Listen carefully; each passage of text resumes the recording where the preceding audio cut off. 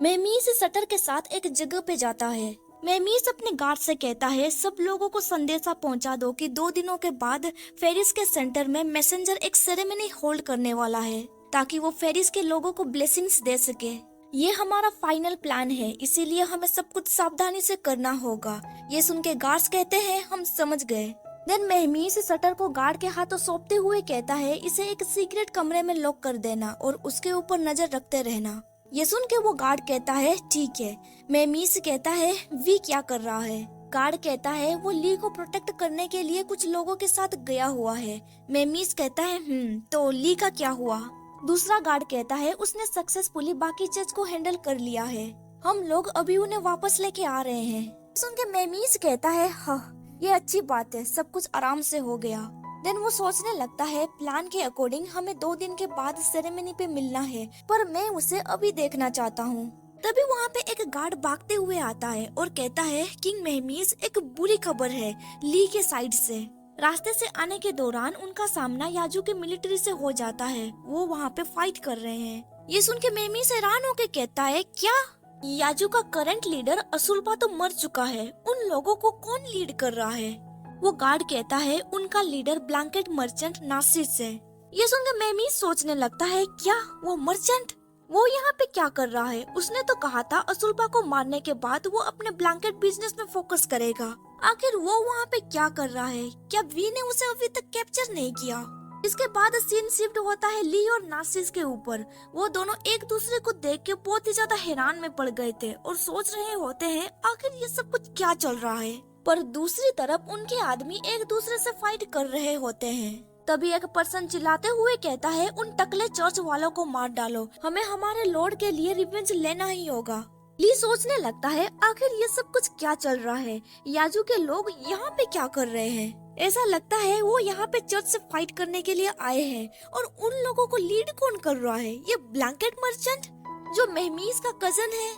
जब ली और मेहमीस कैरेज पे थे तब मेहमीस ने उसे नार्सिस से हुए डील के बारे में बता दिया था। तभी नार्सिस ओवर एक्टिंग करते हुए कहता है ओ माय डियर। देन वो उसके करीब जाते हुए कहता है तुम तो मेरे प्यारे ली हो, तुम याजू के मिलिट्री को मार सकते हो जिन्हें मैंने यहाँ पे लेके आया है। देन वो आगे कहता है तुम उनके लीडर को स्पेशल अटेंशन दे सकते हो। ये सुन के ली सोचने लगता है आखिर वो करना क्या चाहता है। तभी एक पर्सन लड़ते लड़ते गलती से नार्सिस से टकरा जाता है और कहता है लॉर्ड आप यहाँ पे खड़े होके क्या देख रहे हैं और आप चर्च के लीडर के साथ क्या बातचीत कर रहे हैं। पर तभी नार्सिस उस पर्सन को जान से मार देता है और कहता है ऐसा लगता है ये बैटल कुछ देर तक चलता रहेगा। 2 लीडर्स आपस में बातचीत कर रहे हैं, मुझे नहीं लगता एक सबऑर्डिनेट्स को मैं ये एक्सप्लेन कर सकूंगा।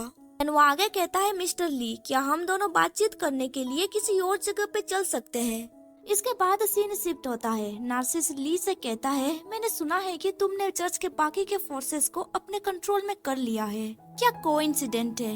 मैंने भी याजू के ओल्ड एडमिनिस्ट्रेशन से बातचीत की और अब मैं यहाँ का न्यू सिटी लॉर्ड बन चुका हूँ। ये सुन के ली सोचने लगता है वो सही कह रहा है, इस तरह से वो कुछ देर के लिए बैटलफील्ड से दूर रहेगा। ली उसे पूछता है पर तुमने तो कहा था असुल्पा को मारने के बाद तुम पेरिस छोड़ के चले जाओगे।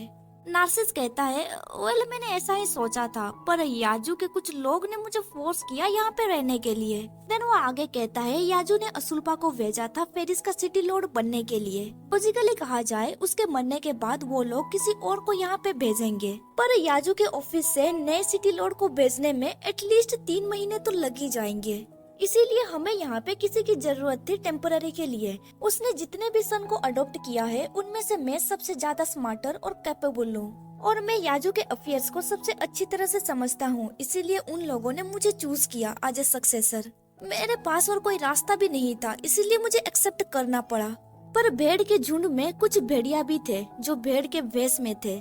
बाद में परेशानी से बचने के लिए मैंने पुराने लॉर्ड का एक्सक्यूज बनाया ताकि वो लोग चर्च के सोल्जर्स से फाइट करें। मैं बस उन भेड़ियों को एलिमिनेट करना चाहता था जो भेड़ के रूप में थे। देन वो आगे कहता है पर मैंने एक्सपेक्ट नहीं किया था कि मिस्टर ली चर्च का हेडक्वार्टर का लीडर बन चुका होगा, इसीलिए हम दोनों का आमना सामना हो गया। ये सुन के ली कहता है मैं होप कर रहा हूँ कि तुम मुझे सच बता रहे हो। देन वो आगे सोचने लगता है, हालांकि वो याजू सिटी का लॉर्ड बन चुका है, पर उसका सडन यहाँ पे आ जाना कुछ अनएक्सपेक्टेड लग रहा है। जज और याजू दोनों का मिलिट्री पावर को कमजोर करना, क्या ये हमारे लिए बेनिफिशियल होगा? नार्सिस हंसते हुए कहता है, मैंने तुम्हें अपने दोस्त के बारे में कहा था ना, तुम सच में उसकी तरह ही दिखते हो। ली सोचने लगता है, ये 2 दिन हमारे लिए बहुत इम्पोर्टेंट रहने वाला है। हम नहीं चाहते हैं कि वो कोई भी परेशानी खड़ी करे। हालांकि उसने मेंशन किया था वो बस रिवेंज लेना चाहता था, पर सेफ रहने के लिए मैं गार्ड को इन्फॉर्म कर देता हूँ उसे कंट्रोल करने के लिए। इसीलिए ली चुपके से अपना हाथ मूवमेंट करता है। वो गार्ड्स को इशारा दे रहा था कि उसे सीज कर लो, पर नार्सिस को सीज करने के लिए उसके आदमी नहीं आते हैं। ली परेशान होकर सोचने लगता है, आखिर ये लोग कहाँ चले गए? मुझे कोई शोर शराबा सुनाई नहीं दे रहा, लगता है फाइट खत्म हो चुकी है। तभी नार्सिस क्रीपी स्माइल करते हुए कहता है, ऐसा लगता है मुझे तुम्हें जाने नहीं देना चाहिए। ये सुन के ली हैरान में पड़ जाता है। तभी ली जिस कमरे में बैठा हुआ था वहाँ के दीवार गिरने लगते हैं। ये देख के ली बहुत ही ज्यादा हैरान में पड़ गया था। वो कहता है, मेरे लोग कहाँ पे है? नार्सिस कहता है, एक्चुअली हम जिस छोटे से डार्क रूम में थे वो एक कैरेज था। तुम्हें लगे कि हम बैटलफील्ड में ही थे, इसीलिए मैंने स्पेशली साउंड और नॉइज क्रिएट किया था। देन वो आगे कहता है, जब तुम्हारे लोगों को पता चल गया होगा कि ये छोटा सा रूम मूव कर सकता है, तब वो लोग इसके पीछे जरूर आए होंगे। पर मैंने रास्ते में बहुत सारे जाल बिछाए थे, इसीलिए वो लोग हमारा पीछा नहीं कर पाए होंगे। और अब वो लोग इस पैलेस के अंदर नहीं घुस पाएंगे जहाँ पे बहुत सारे गार्ड्स मौजूद हैं। ये सुन के ली कहता है, इसका मतलब तुम कहना चाहते हो कि तुम याजू के मिलिट्री को टेम्पल के चर्च के साथ फाइट करवाने के लिए तो लाए थे, पर तुम्हारा एक्चुअल प्लान था मुझे कैप्चर करके यहाँ पे लाना। वो सोच रहा होता है, मेरे पैरों पे चोट लगा है, इसीलिए यहाँ से बच के निकलना इम्पॉसिबल है। क्या ये सब भी उसी का प्लान था? देन नार्सिस उसके बालों को टच करते हुए कहता है, जब मैंने तुम्हारे इन सुनहरे बालों को देखा, मैंने सोचा कि तुम मेरे आंट से रिलेटेड होगे, पर हालांकि ये सच नहीं था। फिर भी मैं तुम्हारे बारे में और जानना चाहता था। मैं तुमसे बहुत ज्यादा प्रभावित हूँ मिस्टर ली। मेरा एक दोस्त राजकुमार है, वो अपना कंट्री हार गया, जिसकी वजह से उसे भागना पड़ा। वो अपना मदरलैंड को फिर से स्थापित करना चाहता है और एक मजबूत कंट्री बनाना चाहता है। मेरा मानना है कि तुम उसके अच्छे दोस्त बन सकते हो। देन वो आगे कहता है, तुम उसके साथ रहो और उसे असिस्ट करो। चलो इस दुनिया पे साथ में राज करते हैं। ली कहता है, अगर मैं मना कर दूं तो क्या होगा? नार्सिस कहता है, हाँ ये भी चलेगा, पर मैं फिर से अपना सिंसियरिटी तुम्हें दोबारा दिखाऊंगा। देन वो आगे बढ़ते हुए कहता है, मुझे भरोसा है कि। पर तभी ली उसे हिट करने के लिए एक बड़ा सा पत्थर उठाता है। वो सोच रहा होता है, तुम्हारे साथ खेलने के लिए मेरे पास समय नहीं है, मैं यहाँ से खुद भाग सकता हूँ। ली उसे अपना बंदी बना लेता है और गार्ड से कहता है, मुझे जाने दो। नार्सिस कहता है, मुझे रिपोर्ट मिला है कि तुम्हारा दोस्त का प्लान सक्सेसफुल हो चुका है, तुम इजीली यहाँ पे रेस्ट कर सकते हो।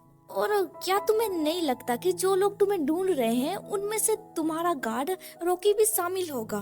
सुन के ली कहता है, आखिर तुम कहना क्या चाहते हो? नार्सिस कहता है, तुम इस स्पेशल सिचुएशन का इस्तेमाल करके उसे फोर्स कर सकते हो अपने इमोशंस कहने के लिए। ये सुन के ली हैरान हो जाता है। नार्सिस कहता है, अगर रॉकी ने तुम्हारे फीलिंग्स एक्सेप्ट कर लिए तो मैं तुम दोनों को यहाँ से सेफली जाने दूंगा। अगर उसने तुम्हें रिजेक्ट कर दिया तो फिर तुम्हें मेरे साथ रह के मेरी मदद करनी होगी। इसके बारे में तुम्हारा क्या ख्याल है? ली कहता है, तुम्हारे ऑफर के लिए शुक्रिया, पर मुझे इसकी जरूरत नहीं है। मुझे बिलीव है कि जब वो फिगर आउट कर लेगा वो मेरे पास आके खुद से सब कुछ बता देगा। ये सुन के नार्सिस कहता है, सच में तुम दोनों एक दूसरे पे बहुत भरोसा करते हो, लेकिन क्या तुम्हें भरोसा दिखाना चाहिए? ली उसे वहाँ से घसीटते हुए ले जाता है और कहता है, अपनी बकवास बंद करो, इन सब चीजों से मैं बहुत ही ज्यादा थक चुका हूँ। नार्सिस कहता है, अरे आराम से, मेरी गर्दन टूट जाएगी। तभी नार्सिस अपने गार्ड्स को इशारा देता है, जिसकी वजह से वो लोग ली को रस्सी से बांध देते हैं। देन नार्सिस रोल करते हुए उससे दूर हो जाता है और खड़े होके कहता है, लकीली मैंने एडवांस में सब कुछ प्रिपेयर कर लिया था। तभी दरवाजे को फोड़ते हुए मेहमीस पहुंच जाता है ली के पास। उसे देख कर ली सोचने लगता है, रॉकी तुम इतनी जल्दी यहाँ पे कैसे पहुँच गए? मेहमीस ली को पकड़ लेता है और घोड़े के सहारे वहाँ से दोनों भाग जाते हैं। एक गार्ड नार्सिस से कहता है, यंग मास्टर हमें माफ कर दीजिए, हम उसे रोक नहीं पाए। दूसरा गार्ड कहता है, यंग मास्टर हमें उनका पीछा करना चाहिए। नार्सिस कहता है, इसकी कोई जरूरत नहीं है क्योंकि वो फेक रॉकी है। मैंने एक ऐसे पर्सन को ढूंढा है जो बिल्कुल उसकी तरह ही दिखता है। हालांकि मिस्टर ली इससे एग्री नहीं है, पर टेस्ट शुरू हो चुका है। इसके बाद सीन शिफ्ट होता है ली के ऊपर। अभी वो फेक मेहमीज के साथ था। ली कहता है, लकीली तुम आ ही गए, नहीं तो मैं यहाँ से बच के नहीं निकल सकता था। पर तुम यहाँ पे इतनी जल्दी कैसे पहुँच गए? मेहमीज कहता है, ये इतना जल्दी भी नहीं था। अपना बिजनेस खत्म करने के बाद मैं तुरंत तुम्हारे पीछे आ गया। रास्ते में आने के दौरान मैंने बहुत सारे तकलीफों का सामना किया। नार्सिस ने तुम्हें कुछ किया तो नहीं है ना? ये सुन के ली कहता है, तुम तो हमेशा उसे ब्लैंकेट पुकारते थे ना? मेमिस कहता है, क्या सच में? ली कहता है, हाँ, चिंता मत करो, भले ही उसका कोई सीक्रेट मोटिव होगा, वो सिर्फ मेरे खिलाफ ही होगा। तुरंत उसके खिलाफ जाने की कोई जरूरत नहीं है, हमारे पास और भी इम्पोर्टेंट काम है। बैटलफील्ड में आगे क्या हुआ? क्या हमारे लोग सुरक्षित है? मेमिस कहता है, मुझे लगता है कुछ लोग वहाँ पे घायल हो गए होंगे। मैं जल्दी से बाहर निकल गया और मुझे गिनती करने का समय नहीं मिला, लेकिन बैटलफील्ड ऐसे ही होते हैं, किसी का घायल होना ये आम बात है। ये सुन के ली सोचने लगता है, उसने क्या कहा? मेमिस कहता है, चलो इसके बारे में बातचीत नहीं करते हैं, वैसे तुम्हारा पैर कैसा है? देन वो हंसते हुए कहता है, तुम बहुत ही ज्यादा थक गए होगे, तुम मेरे ऊपर रेस्ट कर सकते हो। ये सब सुन के ली को कुछ तो अजीब लग रहा होता है। वो भी हंसते हुए कहता है, रॉकी तुम्हारा आंसर क्या है? ये सुन के मेहमीस कुछ समझ नहीं पाता है। वो कहता है, यहाँ का रास्ता बहुत ही बम्पी है, जब तक हम बेस नहीं पहुँच जाते हम कुछ देर वेट करते हैं। ये सुन के ली उसे मुक्का मार के घोड़े से नीचे गिरा देता है। मेहमीस कहता है, ली ये तुम क्या कर रहे हो? ली कहता है, तुम रॉकी नहीं हो, रॉकी कभी भी अपने सोल्जर्स के लाइफ को इग्नोर नहीं करेगा। देन वो गुस्से से कहता है, तुम में हिम्मत है, मुझे धोखा देने के लिए तुम रॉकी बनने का नाटक कर रहे हो। जब मैं तुम्हारे ऊपर रेस्ट करता तब तुम मेरे साथ क्या करते? क्या तुम मुझे किस करते या फिर गले लगा लेते? मेमिस कहता है, ली ऐसा कुछ भी नहीं है, यंग मास्टर चाहते थे कि। तभी वो घोड़ा उसके ऊपर पैर रखने ही वाला था, जिसकी वजह से मेमिस बहुत ही ज्यादा डर जाता है।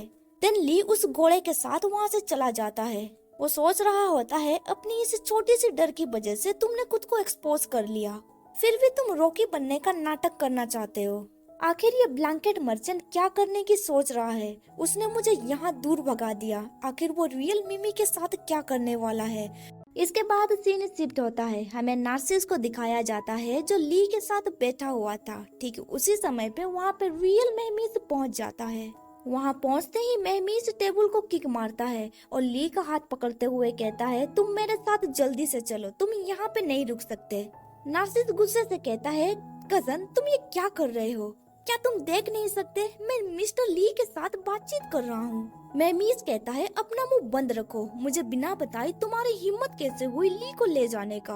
मैं तुमसे बाद में डील करूँगा। तभी ली कहता है, मैं तुम्हारे साथ नहीं जाऊँगा, तुम बहुत ही ज्यादा रूड हो, मैं तो बस उसके साथ यहाँ पे बैठा हुआ था। मेहमीज कहता है, तुम्हें क्या हो गया? ली अपना हाथ विड्रॉ करते हुए कहता है, तुम एक नंबर के डरपोक हो, मैंने बहुत वेट किया, तुमने मुझे कभी भी डेफिनेट आंसर नहीं दिया। देन वो चिल्लाते हुए कहता है, मेरे फीलिंग्स, क्या तुमने इसके बारे में कभी सीरियसली कंसिडर किया है? ये सुन के मेहमीज हैरान हो जाता है और थोड़ा परेशान होकर कहता है, ऐसा नहीं है, पहले हम यहाँ से निकलते हैं, यहाँ से निकलने के बाद मैं तुम्हें बताने के बारे में सोच ही रहा था। पर ली कहता है, इसकी कोई जरूरत नहीं है, मैंने इसके बारे में ऑलरेडी सोच लिया है, मैं तुम्हारे साथ और नहीं रहना चाहता। ये सुन के मेहमीज अजीब सा शकल बनाने लगता है।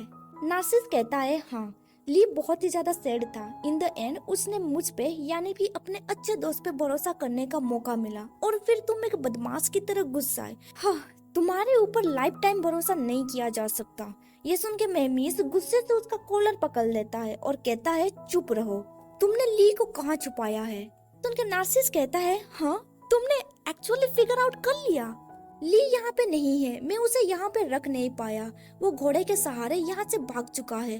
तभी वहाँ पे ली पहुँच जाता है और चिल्लाते हुए कहता है, रॉकी वो ब्लैंकेट बहुत ही ज्यादा डेंजरस है, हम जल्दी से यहाँ से निकलते हैं। उसे देख के मेहमीज हैरान में पड़ जाता है, पर नार्सिस स्माइल कर रहा था, कुछ तो गड़बड़ लग रहा है। ली घोड़े से नीचे उतरता है। देन वो नार्सिस के पास जाता है और उसके सर पे एक जोर का डंडा मारता है। ली कहता है ये लड़का बहुत चालाक है, उससे बात मत करो, अच्छा होगा कि वो बेहोश ही रहे। मुझे खुशी है कि तुम ठीक हो, चलो उस घोड़े पर चढ़ने में मेरी मदद करो। मेमी सोच रहा होता है ये डेफिनेटली मेरा स्टाइल है। नार्सिस को घोड़े पे लोड करने के बाद ली कहता है कुछ देर पहले मैं यहाँ से भागने में कामयाब रहा था। आधे रास्ते में मेरी मुलाकात हमारे लोगों से हुई। उन्होंने कहा कि तुम यहाँ पे हो, इसीलिए मुझे वापस आना पड़ा। ये नार्सिस का घोड़ा है, ये नार्सिस को वापस घर पहुँचा देगा। हमें अपने घोड़े के साथ यहाँ से चलना होगा। देन वो आगे कहता है हमें भी यहाँ पे ज्यादा देर रुकना नहीं चाहिए, जल्दी से हमें यहाँ से निकलना होगा। पर तभी मेमीस उसे कहता है ली जरा रुको, मुझे तुमसे कुछ कहना है। ली कहता है वापस पहुँच के भी हम इसके बारे में बातचीत कर सकते हैं। मेमीस कहता है पर मैंने कहा था जब हम दोनों दोबारा मिलेंगे तब मैं तुम्हें आंसर कहूँगा। ये सुन के ली रुक जाता है। मेमीस उसे कहता है ज्यादा देर नहीं लगेगा, मुझे बस कुछ ही शब्द कहने हैं। अगर मैं तुम्हें ये अभी नहीं कहूँगा तो बाद में मुझे मौका नहीं मिलेगा। ली कहता है नहीं, हम इसके बारे में वापस चल के बात करेंगे। ये सुन के मेमीस थोड़ा हैरान हो जाता है। ली कहता है चाहे तुम मुझे एक्सेप्ट करो या फिर रिजेक्ट, जब तुम इसे कह दोगे तो हमारा रिलेशनशिप बदल जाएगा और मेरा गार्ड रॉकी एग्जिस्ट नहीं करेगा। ये सुन के मेमीस कुछ समझ नहीं पाता है। ली वहाँ से जाने लगता है। मेमीस सोचता है तुम ये सब कुछ सडनली क्यों कह रहे हो। वो कहता है ली आखिर तुम स्ट्रेंज एक्ट क्यों कर रहे हो। ली उसका टच अवॉइड कर देता है और कहता है इट्स फाइन, हमें वापस चलना चाहिए। मेमी सोचने लगता है आखिर तुम्हारा मतलब क्या है, तुमने मेरे हाथ को अवॉइड क्यों किया। तभी मेमीज को याद आता है ली ने एक बार कहा था चाहे वो जो कोई भी हो, वो जैसा भी हो, ली उसे हमेशा पसंद करेगा। तभी उसे याद आता है फेक ली ने कहा था मेरे फीलिंग्स, क्या तुमने इसके बारे में कभी कंसीडर किया है। देन वो सोचने लगता है तब उसने मेरा निकनेम रॉकी क्यों रखा था, क्या इस रॉकी से उसका कुछ स्पेशल जुड़ा हुआ है। तभी उसे याद आता है एक बार वो जब घायल हो गया था तब ली ने कहा था आफ्टर ऑल रॉकी के विपरीत तुम एक ह्यूमन बीइंग हो जो सांस ले सकता है। ये सोच के मेमीज को रियलाइज होने लगता है रॉकी कोई और है। इसके बाद सीन शिफ्ट होता है नार्सिस के ऊपर। नार्सिस कहता है सबसे पहले हमने जिस डिस्गाइज को अरेंज किया था वो इतने परफेक्ट नहीं थे। देन हमारा दूसरा डिस्गाइज कुछ हद तक सही था। उन्होंने एक्सपेक्ट किया होगा कि अगर ये एक बार हुआ तो दूसरी बार नहीं होगा। इस बार वो दोनों जिस पर्सन से मिले थे वो फेक थे। देन वो आगे कहता है हालांकि ली ने कहा था कि उसे मेरी मदद की जरूरत नहीं है, पर मुझे नहीं लगता एक आंसर के जरिए वो दोनों साथ में रह सकेंगे जैसा कि उन्होंने इमेजिन किया था। उन दोनों के अंदर कुछ हिडन इश्यूज हैं। हालांकि मेरा कजन इस तरह दिखता है पर वो अंदर से बहुत ही सेंसिटिव है। जब वो किसी के बारे में ज्यादा परवाह करने लगता है वो उसके बारे में ओवर थिंकिंग भी करने लगता है। वैसे देखा जाए तो मिस्टर ली भी एक आउटसाइडर है जो सडनली कहीं से अपीयर हो गया। मुझे उसके बारे में ज्यादा कुछ पता नहीं है। मुझे ये नहीं पता है कि आखिर वो मेरे कजन से ऑब्सेस्ड क्यों हो गया। ये काफी सस्पिशियस है। देन वो आगे कहता है अगर एक बार मन में डाउट आ गया तो मेरा कजन क्या ली के फीलिंग्स को पूरी तरह से ट्रस्ट कर पाएगा। देखा जाए तो ली के आइडियाज किसी और से बहुत यूनिक होते हैं, लेकिन कभी कभी वो बहुत बोला हो सकता है। जब वो रॉकी का वायलेंट साइड बार बार देखेगा तब उसके जैसा काइंड और डिसिप्लिन लड़का कैसे रिएक्ट करेगा। क्या वो सच में उस अत्याचारी मेमीज को समझ सकेगा। इसके बाद सीन शिफ्ट होता है ली के ऊपर। ली अभी उस जगह पे पहुंच चुका था जहाँ पे मेमीज था। उसने वहाँ पे मौजूद सारे गार्ड्स को मार दिया था। अभी वो बहुत ही ज्यादा वायलेंट दिख रहा था। ली घोड़े से उतर के उसके करीब जाता है। तभी मेमीस उसका हाथ पकड़ लेता है और उसे पूछने लगता है तुम कहाँ पे थे। मैंने तुम्हें चारों तरफ देखा पर मैं तुम्हें ढूंढ नहीं सका। मुझे लगा कि तुम्हें कुछ हो गया। उसे इस तरह से देख के ली बहुत ही ज्यादा डर गया था। वो कहता है मैं ठीक हूँ रॉकी, अब तुम शांत हो जाओ। वो सोच रहा होता है क्या वो फेक है। नहीं, वो कुछ ज्यादा ही रियल लग रहा है। ली कहता है तुम शांत हो जाओ, हमें अभी बहुत सारे काम करने हैं। सबसे पहले हमें बैटलफील्ड जाके चेक करना होगा और हमें सेरेमनी के लिए भी तैयारी करनी होगी, और तुम्हें मुझे कुछ इम्पोर्टेंट भी कहना है ना। पर मेमीस बिना कुछ बोले वहाँ से जाने लगता है। ली उसे रोकने की कोशिश करता है पर मेमीस उसे दूर पुश कर देता है और वहाँ से भाग जाता है। ली ने पेशेंटली मेहमीस का आंसर का इंतजार किया पर मेहमीस बार बार उसे अवॉइड करता रहा। इन सब चीजों से ली बहुत ही ज्यादा गुस्सा हो जाता है। पता नहीं वो कब तक उसे टॉलरेट करता रहेगा।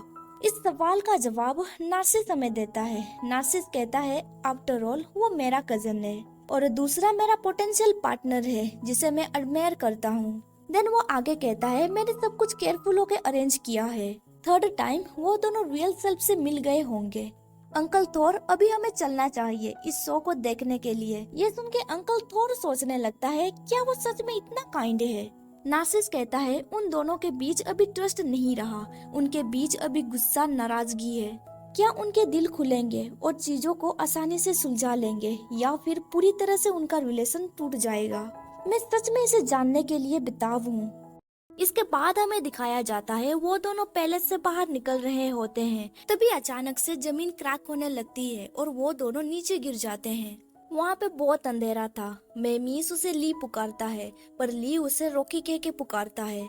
इसीलिए मेमीस गुस्से से कहता है तुम्हारा मतलब क्या है। ली कहता है क्या तुम जागे हुए हो, पर मेमीस कोई भी रिप्लाई नहीं देता है। कुछ देर तक वो दोनों साइलेंट रहते हैं। मेमीस सोचने लगता है क्या तुम अपसेट हो क्योंकि मैं वापस रॉकी नहीं बन सकता। देन वो आगे सोचने लगता है तुम्हारा स्ट्रेंज बिहेवियर, तुम्हारे फीलिंग्स, तुम्हारा ऑब्सेशन जो बाहरी लोग देख सकते हैं, मैं अब सब कुछ समझ रहा हूँ। तुम हमेशा मुझ में किसी और को ढूंढते रहे हो, तो फिर मैं तुम्हारे लिए कौन हूँ। इधर ली सोच रहा होता है तुम्हें पढ़ना कितना मुश्किल है। तुम एक पल में गुस्सा हो जाते हो और दूसरे पल में शांत हो जाते हो। इतना सब कुछ होने के बाद क्या तुम्हें शांति नहीं मिल रहा। देन वो अपने सर पे हाथ रखते हुए सोचने लगता है मेरे सर में दर्द हो रहा है। छोड़ो इन सब चीजों को, मैं कर भी क्या सकता हूँ। जब हम दोनों सेफली यहाँ से निकल जाएंगे तब मैं उससे प्रॉपरली बात करूँगा। देन ली उसे अंधेरे में ढूंढने लगता है और कहता है तुम कहाँ पे हो। ब्लैंकेट ने हमारे लिए जरूर यहाँ पे कोई जाल बिछाया होगा, हमें जल्दी से यहाँ से निकलना होगा। तभी गलती से ली मेमीस के हाथों को टच कर लेता है जिसकी वजह से मेमीस उससे दूर हट जाता है और कहता है मुझे टच मत करो। ये सुन के ली धीरे से कुछ बड़बड़ाने लगता है। वो कहता है मैं जो सुनना चाहता हूँ तुम मुझे वो कभी नहीं कहते। तुम अपनी बातों से लोगों को इरिटेट कर देते हो। तुम रियल रॉकी जितने भी अच्छे नहीं हो। पर मेमीस उसकी बातें सुन लेता है और सोचने लगता है क्या मैं रियल रॉकी से अच्छा नहीं हूँ। वो गुस्से से ली को दीवार की ओर पुश करता है और कहता है फाइनली तुम अपने मन की बात कह रहे हो। तुम हमेशा से सोचते थे ना रॉकी बेटर है।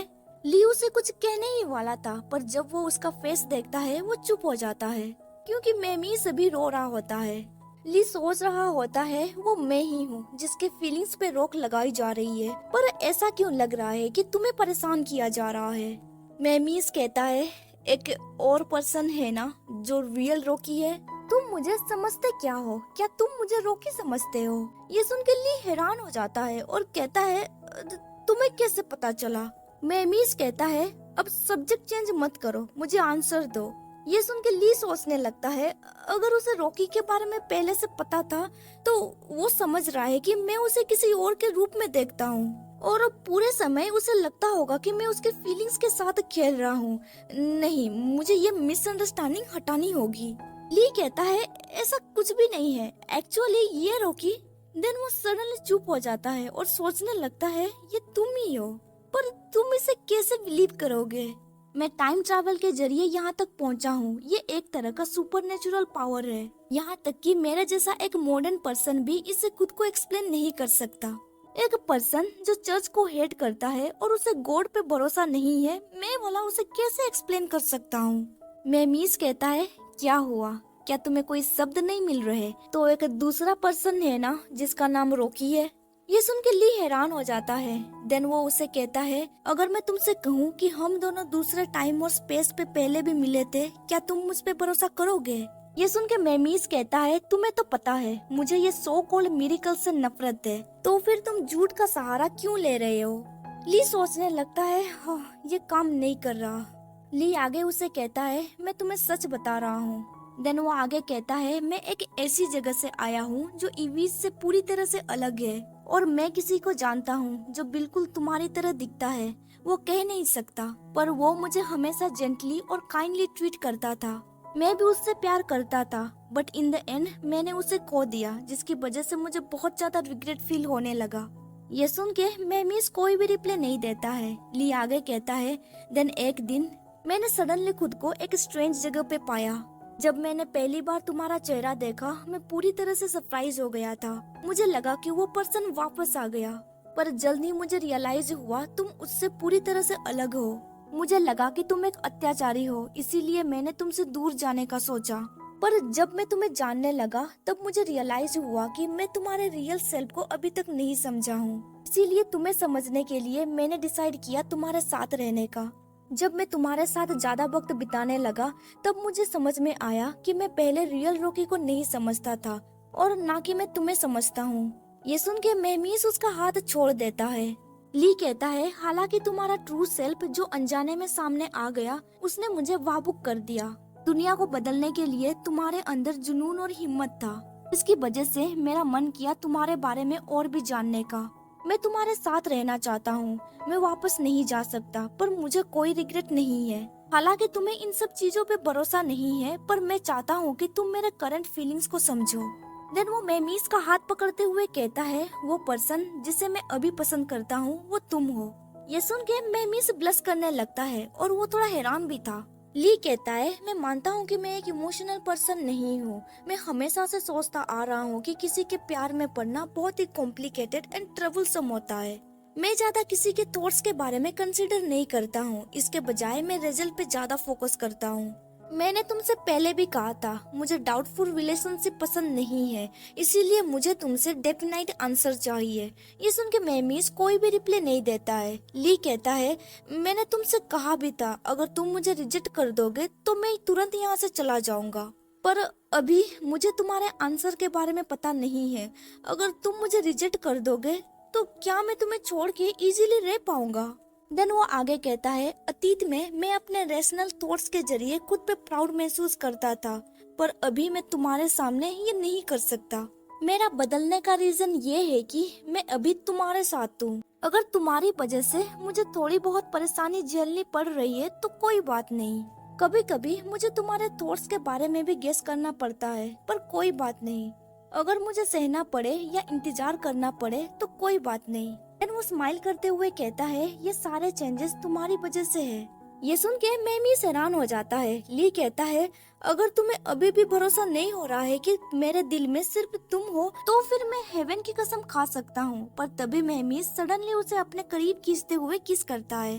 देन उससे कहता है, मुझे माफ कर देना, मैंने तुम्हें इतना वेट करवाया। देन वो स्माइल करते हुए कहता है, मैं हमेशा से तुम्हें कहना चाहता था, मैं तुम्हें पसंद करता हूँ। ये सुन के पहले तो ली हैरान हो जाता है। देन वो स्माइल करते हुए कहता है, मुझे पता था। मीस कहता है, जब तुम मेरे ट्रू थॉट्स के बारे में जान जाओगे तब तुम मुझे एक्सेप्ट या रिजेक्ट कर सकते हो। ये चॉइस तुम्हारा है। मेरा आंसर यही था। ये सुन के ली कोई भी रिप्लाई नहीं देता है। मेमीस आगे कहता है, एक्चुअली शटर के साथ बातचीत करने के दौरान मैंने कुछ फिगर आउट किया। मुझे रियलाइज हुआ अगर हम दोनों ने पहले से ही एक दूसरे से बातचीत की होती तो शायद हम दोनों का एंडिंग अलग होता। देन वो अपने चेस्ट पे हाथ रखते हुए कहता है, मैंने अपना मन बना लिया है, मैं और नहीं भागूंगा। जब तक मेरे पास समय है मैं तुम्हें अपने सारे थॉट्स के बारे में कहना चाहता हूँ। मैं अपना ट्रू सेल्फ तुम्हें दिखाना चाहता हूँ। ये सुन के ली हैरान हो जाता है और सोचने लगता है, क्या ट्रू सेल्फ? मेमीस कहता है, तुमने नोटिस कर लिया होगा मुझे दूसरों का टच पसंद नहीं है। जिस दिन एल्डेस्ट प्रिंस मर गया उस दिन क्या हुआ था मैंने इसके बारे में किसी से भी नहीं कहा था। मुझे लगता है मैं कम्प्लीटली मूव ऑन नहीं कर पाया हूँ। इसीलिए जब मुझे रियलाइज हुआ मैं तुम्हारे बारे में क्या फील करता हूँ तब मैं खुद को कंट्रोल नहीं कर पाया। मैं तुम्हारे बारे में ज्यादा केयर करने लगा। मैं हर समय तुम्हें देखना चाहता था, तुम्हारे साथ रहना चाहता था और धीरे धीरे मैं तुम्हें और चाहने लगा। मैं तुम्हारे करीब जाना चाहता था, मैं तुम्हें छूना चाहता था, यहाँ तक कि मैं तुम्हें किस भी करना चाहता था। पर मैं बिलीव नहीं कर सकता कि मैं किसी को अपने बस में करना चाहता हूँ, ठीक उसी तरह जैसे उस डीमन ने मेरे साथ किया था। हमारे बीच पावर का अंतर है, ठीक वैसे ही जैसे बरसों पहले मेरे और उसके बीच था। हालांकि तुम स्मार्ट और शांत हो और तुम बहुत सारे प्लानिंग करने में सक्षम हो, लेकिन एक पावर के सामने तुम विरोध नहीं कर सकते, तुम्हें बस इसे सहना होगा। मैं नहीं चाहता था कि इन डर्टी थॉट्स की वजह से तुम्हें हर्ट हो, और मैं ये भी नहीं चाहता था कि तुम सोचो कि मैं एक डिस्गस्टिंग पर्सन हूँ। उस समय मैं एडमिट करने के लिए तैयार नहीं था क्योंकि मैं तुम्हें खोने से डरता था। पर जब तुमने कहा कि किसी को प्यार करना ये बुरी बात नहीं है, तब मेरे मन में नई उम्मीद जागी। ये सब कुछ सुन के ली सोचने लगता है, इसीलिए जब वो बच्चा था तो उसके साथ जो कुछ भी हुआ वो समझता है कि मजबूर किए जाने पर कैसा महसूस होता है। अनजाने में उसने फिजिकल कांटेक्ट को गलत समझ लिया और उसने इसे रिजेक्ट कर दिया। डिजायर उसके लिए एक डिस्गस्टिंग मॉन्स्टर की तरह है, इसीलिए उसने खुद को सबसे दूर रखा। वो खुद को फिर से हर्ट नहीं करना चाहता था और वो दूसरों को भी नहीं करना चाहता था। ली पूछता है, तुम दूर रहने लगे क्योंकि तुम्हें डर था कहीं तुम मुझे हर्ट ना कर दो। मेमीज कहता है हाँ। देन ली मेमीज के करीब जाते हुए कहता है, क्या तुमने कभी कंसिडर किया है मेरे मन में तुम्हारे लिए भी डिजायर्स हैं। ये सुन के मेमीज बहुत ही ज्यादा ब्लश करने लगता है। ली उसे कहता है, तुम जिसे पसंद करते हो उसके लिए डिजायर्स रखना कम्प्लीटली नॉर्मल है और मैं तुम्हें ट्रस्ट करता हूँ। तुम्हें डर इस बात का था कहीं मेरे विल के अगेंस्ट तुम मुझे फोर्स ना करो। देन वो स्माइल करते हुए कहता है, पर तुम्हें ज्यादा चिंता करने की जरूरत नहीं है। देन वो उसके करीब जाते हुए कहता है, अगर तुम्हें फिर भी डाउट है तो हम एक बार ट्राई कर सकते हैं। ये सुन के मेमीज उसका हाथ पकड़ते हुए कहता है, हालांकि तुम इसके बारे में केयर नहीं करते हो, पर मैं नहीं चाहता हूँ कि मैं इन इमोशंस को लाइटली लूं। मैं पूरी जिंदगी बस एक पर्सन के लिए कमिटेड रहना चाहता हूँ। अगर तुम मेरे साथ एक प्रॉमिस करना चाहते हो तो मेरे दिल में हम दोनों हमेशा के लिए साथ जुड़ जाएंगे। तुम सिर्फ मेरे रहोगे और मैं तुम्हारा। मैं तुम्हें कभी भी छोड़ के नहीं जाऊंगा और मैं तुम्हें अपनी नजरों के सामने रखूंगा और तुम कभी भी किसी को अपने नजरों के सामने या फिर अपने दिल में नहीं बसाओगे। तुम ये भी कह सकते हो कि मैं सटर से सिमिलर बन जाऊंगा। मैं बहुत ही ज्यादा सेल्फिश और ग्रीडी बन जाऊंगा। अगर मैंने किसी के साथ कमिटमेंट कर लिया तो फिर मैं उसका सब कुछ पजेस करना चाहूंगा। अगर तुम इससे एग्री हो तो मैं तुम्हारा हाथ कस के पकड़ूंगा और तुम हमेशा के लिए मेरे हो जाओगे। एक बर्ड की तरह जो हवा में पहले आजादी से उड़ती थी, पर इन द एंड उसे पिंजरे में कैद होकर रहना पड़ेगा। पर तुम हवा में उड़ने के लिए पैदा हुए हो। तुम दुनिया को एक्सप्लोर कर सकते हो। एक छोटे से केज में रह के तुम्हें अपनी जिंदगी बर्बाद नहीं करनी चाहिए। इसीलिए मैं तुम्हें लव के नाम पे हर्ट नहीं करूंगा। मैं तुम्हारा फ्रीडम छीन नहीं सकता। क्या तुम समझ रहे हो मैं क्या कहने की कोशिश कर रहा हूँ? ये सुन के ली हैरान हो जाता है, पर वो स्माइल करते हुए कहता है, क्या तुमने कभी कंसिडर किया है जो पर्सन हमेशा उस केज की तरफ देखता रहता है जबकि वो बर्ड उस केज से उड़ नहीं सकता, एक्चुअली वो पर्सन उस बर्ड का एक पेट है। ये सुन के मेमी से हैरान हो जाता है। ली कहता है, सब कुछ पीछे मुड़कर देखो। हमारे रिलेशनशिप में कौन सबसे ज्यादा फिक्र करता है और कौन सबसे ज्यादा एफर्ट लगाता है। इसके अलावा दूसरों की देखभाल और उसे प्रोटेक्ट करने के लिए कौन सबसे ज्यादा एनर्जी खर्च करता है, क्या वो तुम हो या फिर मैं?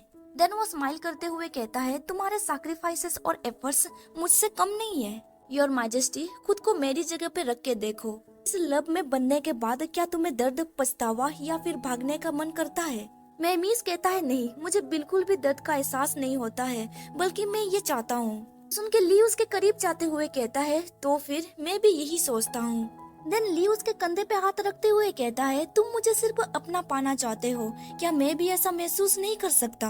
मैं भी तुम्हें अपने पास रखना चाहता हूँ। मैं चाहता हूँ कि तुम्हारी आंखों और दिल में सिर्फ मैं ही रहूँ। मैं चाहता हूँ कि मैं तुम्हारे लिए ओनली वन रहूँ, सबसे इम्पोर्टेंट पर्सन तुम्हारे लाइफ का। जबकि तुम किंग हो, पर मैं तुम्हें अलाउ नहीं करूंगा किसी रखेल को रखने के लिए या फिर बच्चे करने के लिए। क्या तुम ऐसे डिमांडिंग पर्सन को स्वीकार करना चाहते हो? ये सुन के मेहमीस उसे किस करते हुए कहता है, मुझे एग्जैक्टली यही चाहिए। देन मेहमीस उसे फ्लोर पे पुश करते हुए कहता है, अगर तुम मेरे साथ जिंदगी भर नहीं रहना चाहोगे तो मेरा दिल किसी और के लिए नहीं होगा। मैं किसी से शादी नहीं करूंगा और बच्चे भी नहीं करूंगा, क्योंकि ली, मैं तुम्हें पसंद करता हूँ। तुम्हारे परमिशन के बिना तुम ऑलरेडी मेरे इकलौते बन चुके हो। देन ली भी उसे किस करते हुए कहता है, तो फिर मेरा आंसर है, मैं भी करता हूँ योर मैजेस्टी। मैं तुम्हें मुझे बंदी बनाने का परमिशन दे रहा हूँ, लेकिन माई किंग, तुम भी मेरे बंदी हुए। कुछ देर के बाद ली कहता है, लेकिन मुझे इससे पहले तुम्हें कुछ कहना है। तुम दोबारा हत्या की राह पे मत चलना। मैं अभी भी सच में डरा हुआ हूँ। मेमीज कहता है, मैंने कुछ नहीं किया। मेमीज कहता है, मैंने वो सब कुछ नहीं किया। जब तुमने मुझे वो शब्द कहे, मैं तुम्हें हर जगह ढूंढने लगा। ली कहता है, हाँ, मैंने क्या कहा था? अब उन्हें क्या पता, ये सब तो नार्सिस का प्लानिंग था। यहाँ पे चैप्टर खत्म हो जाता है। वीडियो पसंद आया तो लाइक कर दीजिए और आगे का स्टोरी जानने के लिए मेरे चैनल को सब्सक्राइब कर दीजिए और साथ ही बेल नोटिफिकेशन ऑन कर दीजिए ताकि आपको मेरा हर वीडियो का नोटिफिकेशन मिल सके। Thank you for watching my videos.